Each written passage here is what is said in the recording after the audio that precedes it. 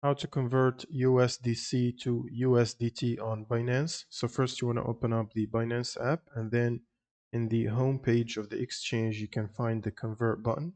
And if you can't find it here, simply click on the search bar on the top and then type convert in the search. And then you want to switch to the functions tab and click on the convert here, and it should take you to the convert page.